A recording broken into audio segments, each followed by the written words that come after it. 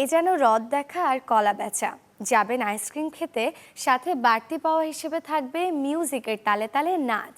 তুরস্কের আইসক্রিম বিক্রেতার আদলে এবার বাণিজ্য মেলায় বসেছে একটি শপ, যা এরই মধ্যে সাধারণের মাঝে ফেলেছে সাড়া।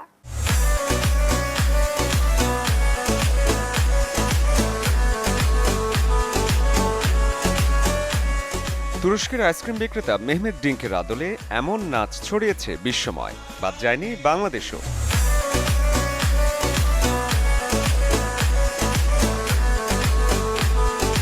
টানা ২৫ বছর বাণিজ্য মেলার আয়োজন রাজধানীর আগারগাঁওয়ে হলেও ২৬তম মেলা বসেছে পূর্বাচলে, যেখানে আলাদা নজর কেড়েছে আইসক্রিম ডান্স।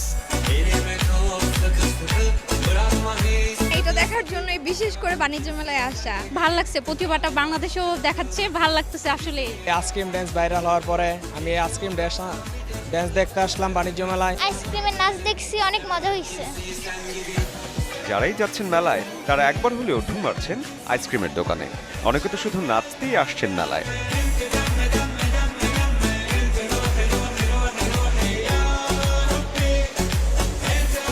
আইসক্রিমের সাথে ক্রেতা বিক্রেতার এমন যুগলবন্দি নাচে ভালোই মিলছে সাড়া। দোকানিরা বললেন প্রত্যাশার চেয়েও প্রাপ্তি বেশি।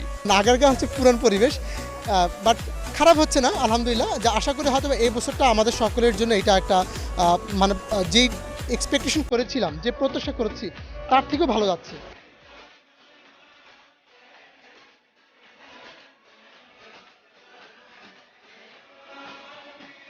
চাইলে আপনিও আসতে পারেন ঢাকা আন্তর্জাতিক বাণিজ্য মেলায় মিউজিকের তালে তালে আইসক্রিম খেতে।